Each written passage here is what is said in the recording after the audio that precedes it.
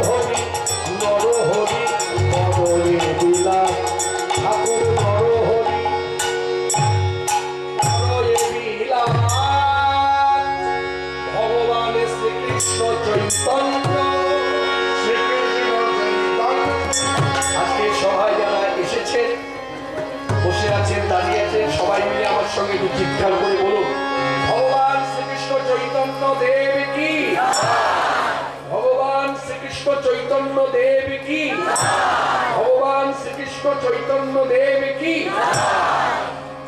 এই নিতাই গৌর দুই ভাই সাঙ্গপাঙ্গ নিয়ে নামদানে প্রেমদানে জগৎ মাতানো জগৎ ভাতা তখনকার সময় এমন একটি মানুষ ছিল না যে দুই ভাইয়ের প্রতি আকৃষ্ট হয়নি তার চলন্ত প্রমাণ শাহ আকবর মানে দিল্লির আকবর একেবারে লিখেই দিল তিনি বুঝেছিলেন আমি যে বক্তা আমি আমাকে দিয়ে বলি এই আমার মতো মানুষের কথা তিনি চিন্তা করেছিলেন যার মধ্যে এতটুকু ভগবত ভক্তির বিশ্বাস যে এমন ঘটনাটা ঘটতে পারে দিল্লির শাহ বাদশাহ আকবরও ভুলেছেন তাই আমার বিশ্বাস হবে না জেনেই তিনি আমার কথা ভেবে যেন কথাটা লিখেছিলেন এখন লিখিত করিত যেন বিশ্বাস করে আমি লিখে দিয়ে গেলাম পরবর্তীকালে আমি যখন থাকবো না তখন এই লেখাটা প্রচার হবে তখন জানবে যে শাহ আকবরের লেখা তখন তো বিশ্বাস করবে তাই তিনি লিখলেন জিউ জিউ মেরে মঞ্চেরা গোড়া জিউ জিউ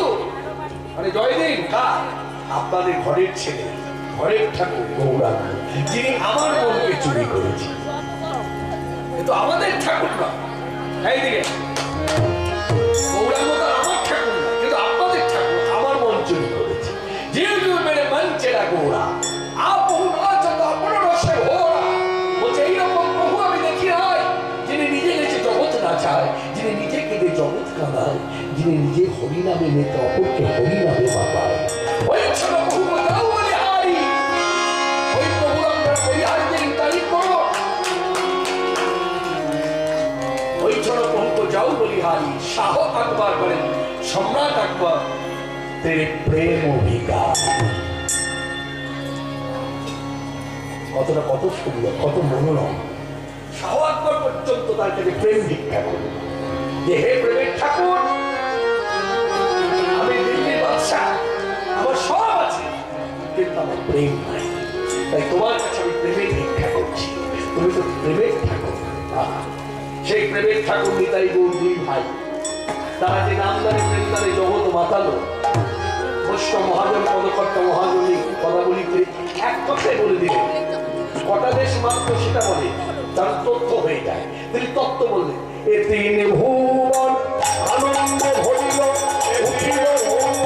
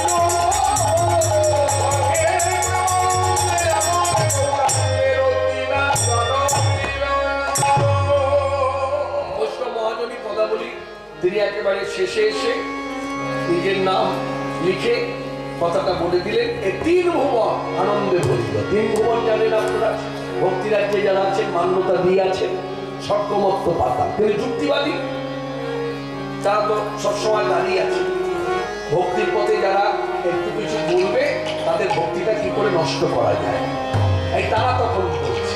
শুনুন, এই যে আপনারা যেখানে যান, হ্যাঁ, যাকে কাছে পান তাকে বলেন না যে ভুবন মঙ্গল হরিনাম। হ্যাঁ, আমরা তো ভুবন বুঝি না, আমরা স্বর্গমত্ত পাতাল বুঝি না। আমরা আপনাদের এখানে পরিষ্কার জানতে চাইছি এই হরে কৃষ্ণ মহামন্ত্র না মানে হরিনাম। এক কথায় কটা দেশে হয়? কীর্তন নয়, কিন্তু পদবী কীর্তন নয়, হরিনাম সংকীর্তন কটা দেশে হয়?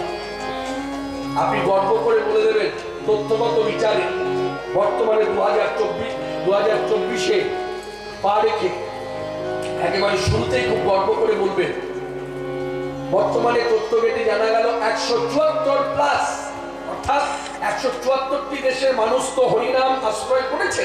এমনকি আরো কয়েকটি দেশ আশ্রয় করেছে। এটা গর্বের বিষয়। তারা অন্য জাতি, অন্য রুচি, তারা পর্যন্ত তাদের হরিনাম আশ্রয় করে। কারণ তারা বুঝেছে, অনুভব করেছে যুগটা কলিযুগ। সে আমেরিকায় থাকে আর ব্রিটেনে থাকে, যুগটা কলিযুগ। এই কলিযুগে আমি যে ধর্ম অবলম্বন করে আসি না কেন, আমি ধর্ম পরিবর্তন না করেও আমি হরিনাম করতে পারি। আমার দেখা, আমি এইভাবে বলবো, সব চ্যানেল এখানে আছে, আপনি মনে রাখবেন এখন মিডিয়ার যুগ। এই এদিক থেকে ওদিক হয়ে গেলে অনেক কথা শুনতে হবে। কথা শোনা মানে পরবর্তীকালে যখন ইউটিউব চ্যানেলে কথাগুলো দেবে তখন অনেক অনেক রকম মন্তব্য করবে। যারা আমাকে ভালোবাসে তারা আঘাত পাবে, আপনাকে নিয়ে এরকম কথা বলবো, এটা স্বাভাবিক। তবে বুঝে কথা বলতে হবে, খুব সজাগ থেকে। তাই আজকে সভাতে দাঁড়িয়ে বলি, আমার দেখা, আমি জায়গার নাম বলছি, জেলার নাম বর্ধমান জেলা, গ্রামের নাম খোট্টাডিহি গ্রাম। সেই গ্রামে এক মুসলমান বৃদ্ধ বাবা, আমি আমার ধর্ম অবলম্বন করে আমি জন্মেছি, হিন্দু ধর্ম, সেই ধর্মের মধ্যে দাঁড়িয়ে প্ল্যাটফর্মে দাঁড়িয়ে আমি বলবো বৃদ্ধ বাবা। আমি আব্বাজান বলবো না, আমি বলবো বৃদ্ধ বাবা। সেই বৃদ্ধ বাবা মুসলমান, কিন্তু হরিনাম জপ করে। এখন তিনি বেঁচে আছেন কিনা আমি জানি না, কিন্তু আমি যখন খোট্টাডিহি গ্রামে গিয়েছিলাম তখন তিনি বেঁচে ছিলেন। অতএব তার ধর্ম তিনি পরিবর্তন করেন, কিন্তু মুসলমান হয়েও তিনি হরিনাম জপ করেছেন। অতএব কথাটা যা বলেছি একেবারে সঠিক। কি কথা না, আপনি যে ধর্ম অবলম্বন করে আসুন না কেন, যে দেশের মানুষ হোক না কেন, সে যদি ভাবে আমি হরিনাম করব, সঠিক। কেন? যুগটা কলিযুগ। হরিনাম না করলে এই যুগে যে যত যোগ্য প্রদানী করুক না কেন, ভবসিন্ধু পার হতে পারবে না। আমি খুব সহজ ভাবে বলতে চাই, কেউ যদি ভাবে আমি তো গীতা পাঠ করি, কেউ যদি ভাবে আমি গীতা পাঠ করি, আমি কি পার হতে পারবো না? আমি বলি আপনাকে, শুনুন, কথা ঠিক হতে পারে, ভুলও হতে পারে, সংশোধন করতেও পারি। আপনি যদি আমায় বুঝিয়ে দেন, আমি বলবো গীতা পাঠ করে আপনি এখান থেকে ওখানে পার হতে পারবেন না। মহাভারত পাঠ করেও হবে না, রামায়ণ করেও হবে না, কীর্তন করেও হবে না, কীর্তন শুনেও হবে না, চণ্ডী পাঠ করেও হবে না, কিচ্ছু করে হবে না, পূজা পাঠ করেও হবে না। তার মানে বুঝে নিন, ধরুন আমি গুরুচরণ আশ্রয় করেছি, আমি বীজ জপ করি, গুরুদেব বীজ দিয়েছে, কৃষ্ণ বীজ, হ্যাঁ, আমি জপ করি, কিন্তু আমি কোন একটা সময় হরিনাম জপ করি না, জানবেন আমিও আটকে যাব, পার হতে পারবো না। কিন্তু আমি অদীক্ষিত ব্যক্তি, কথাটা ধরুন এইভাবে, আমি অদীক্ষিত ব্যক্তি, আমার দীক্ষা হয়নি, আমি গুরুচরণ আশ্রয় করি, কিন্তু আমি যদি হরিনাম আশ্রয় করে থাকি এই যুগে, তাহলে আমি ভবসিন্ধু পার। এই যুগটা হচ্ছে হরিনামের যুগ। যেমন কলিযুগ আপনি জানেন, 3টি কথা সত্য। এই যুগ কেমন যুগ? এই যুগ হলো ভাতের যুগ, যার জন্য বলছে অন্নগত প্রাণ।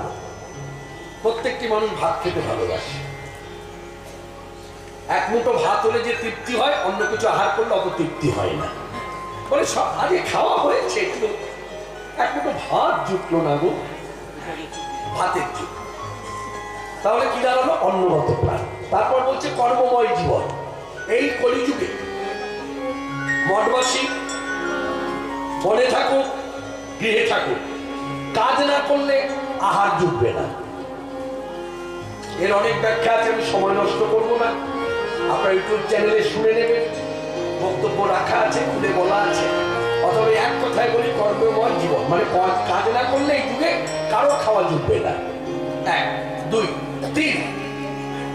এই যুগ কেমন যুগ? কলিযুগ, জনিগত মন।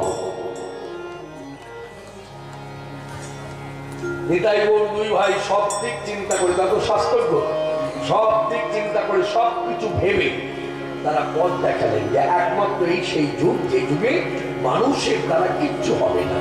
কারণ ধ্যান করতে গেলে চিত্ত চঞ্চল, ধ্যান হবে কি করে? যজ্ঞ করতে গেলে চিত্ত চঞ্চল, ওই যে জনিগত মন। তাহলে হবে কি করে? উদ্ধার হবে কি করে? হরিনাম। হয় শোনো না হয় বল। যার জন্য আজকে সকল মানুষ চিৎকার করে বলে হরে কৃষ্ণ হরে কৃষ্ণ কৃষ্ণ কৃষ্ণ হরে হরে হরে রাম হরে রাম রাম রাম হরে হরে হরে কৃষ্ণ হরে কৃষ্ণ কৃষ্ণ কৃষ্ণ হরে হরে হরে রাম হরে রাম রাম রাম হরে হরে। আমি জানি না আজকে সভা মধ্যে কারা কারা নিতাই গণের আছে, হাত তুলুন তো। কারা কারা নিতাই গণের আছে?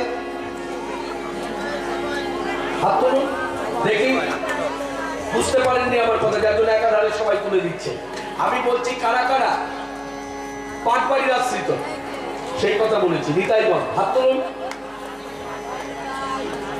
আস্তে। এবার বলি যারা যারা নিতাই বাড়ির আশ্রিত, আমি নিতাই চাঁদের বাড়ি বলেই বলি, নিতাই বাড়ি যেখানেই হোক, সে বীরভূমে হোক আর কলকাতায় হোক, এই বাড়ির যারা, যেই ঘরের যারা, এই গণের যারা, তারা অনেকে বলে যে হরিনামটা আমাদের বীজ, হরিনাম আমরা বলি না, উচ্চস্বরে গাই না। আমি আপনাদেরকে পরিষ্কার একটু বুঝিয়ে দিতে চাই। আচ্ছা আপনারা তো গান না, যারা যারা কীর্তন করে তারাও তো নিতাই বাড়ির আশ্রিত। আমি নাম ধরে বলবো বলে দিই। আচ্ছা, কুমার শুভজিতের নাম শুনেছেন আপনাদের জেলা, হাওড়া জেলা? হ্যাঁ না, নিমাই ভারতের শিষ্য কুমার শুভজিৎ নিতাই বাড়ির আশ্রিত। এই কাছে এই হাওড়া জেলাতেই ওর গুরু বাড়ি।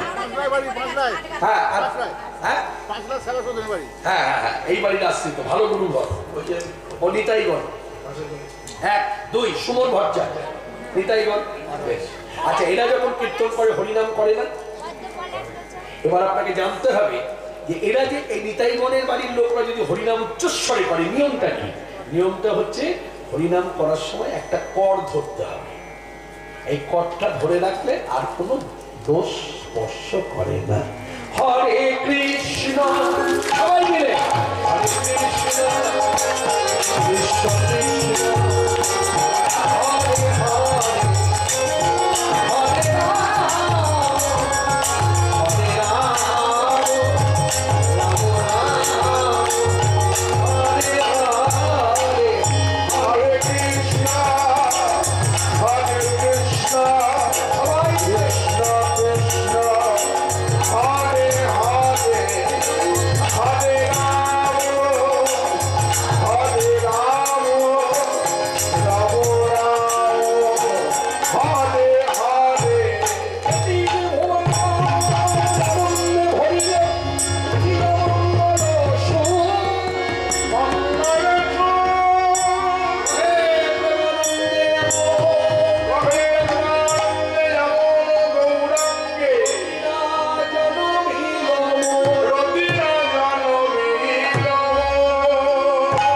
আমার আরাধ্য ধন, আমার ইষ্ট শ্রী শ্রী প্রভু জগদম্ব সুন্দর জগতের কল্যাণার্থে শ্রীমুখে একটা জীব শিক্ষামূলক কীর্তন করলেন। সেই কীর্তন দিয়েই আমাদের জামানি হবে, শিক্ষামূলক কথা। আমরা যারা বাঙালি ভক্ত বাঙালি ভক্ত বলেছি, আমি রামরাজ্যের ভক্তদের টানিনি, আমি বলিনি অযোধ্যাবাসী, আমি বলিনি বৃন্দাবনবাসী, আমি বলেছি পশ্চিমবাংলার মাটিতে বাঙালি ভক্ত যারা আছে তাদের করণীয় কি? বাঙালি ভক্তদের করণীয় হলো আমাদের বংশের ঠাকুর, আমাদের কুলের ঠাকুর শ্রী হৃদয় মন্দির ভাই জগৎবাসী